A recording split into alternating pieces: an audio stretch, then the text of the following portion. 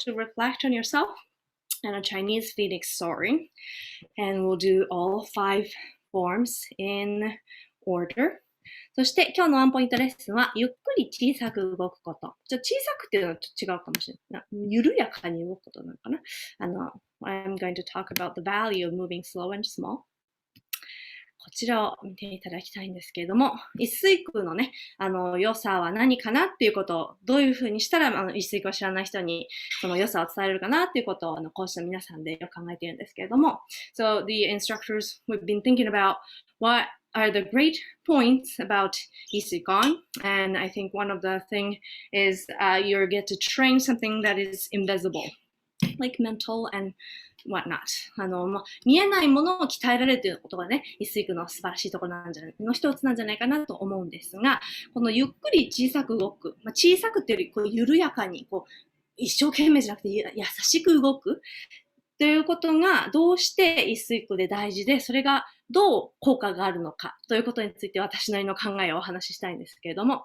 So in YiShuiKong, we move very slow, maybe not small, but yes, small, but also gentle movement, right? It's very continuous and gentle. そしてですね、体の筋肉には、2つの筋肉があるんですね。この遅筋っていうこの左側、遅筋、接筋とも言われます。赤いので。と、側筋、白筋とも呼ばれます。白いので白筋とも呼ばれます。この2つのタイプの筋肉があるんですね。So in your body, we have 2 different types of muscle, or different categories of muscle. But we have slow muscle, which is also called red muscle because it's red color. And we also have fast muscles.which is also called white muscles because they're white. そしてこちらに美味しそうなお寿司のお刺身の写真がございますけれども、これ同じなんですね。ツナとか、マグロですか。マグロとかカツオとか赤身の魚は、この遅筋、接筋が多いから赤いんですよ。そして、このタイとかね、フグとかね、白身魚は、この側筋っていうか白筋が多いから白いんですね。So we have this picture of sushi and sashimi. Left side is tuna, maybe.And tuna has to swim all the time. So that's why they have red muscle, slow muscle. On the other hand, white flesh fish, like sea bream and such, they have fast muscles or white muscles.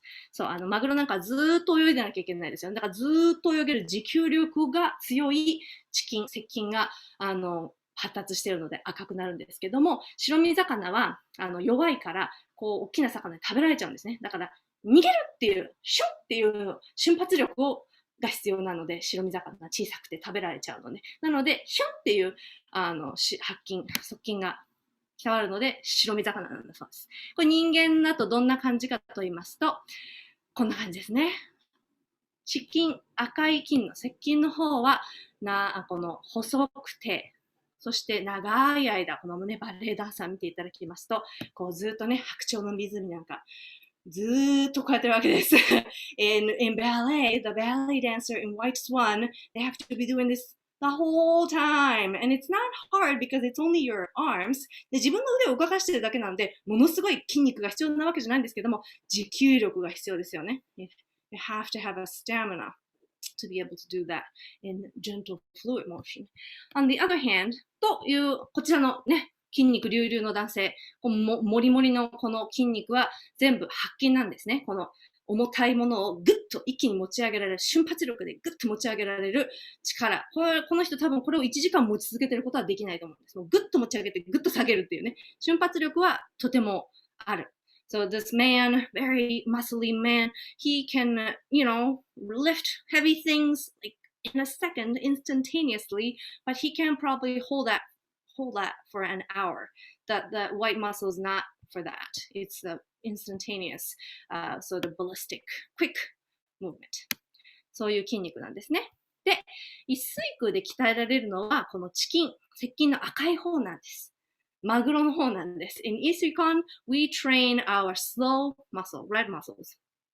で、どういうふうにそれをやっているかというと、まず、有酸素運動、呼吸をね、吸って吐いてということをたくさんやっているので、呼吸で、赤い筋肉にこう酸素を送り込んでるわけですね。So we train our red muscle in YiShuiKong by aerobic exercise. We concentrate on our breath, sending oxygen into those red muscles. そして緩やかな、小さい動きだったり緩やかな運動を繰り返すことでチキンを育てているんですね。だから大きな重いものをやったりしないけれども、じんわりと汗をかいてくるのは、そう緩やかな動きをたくさんやってるからなんですね。And we repeat the gentle and slow and soft movements again and again. So even though we're not doing anything strenuous, you still sweat and get warm because you're working on those red muscles.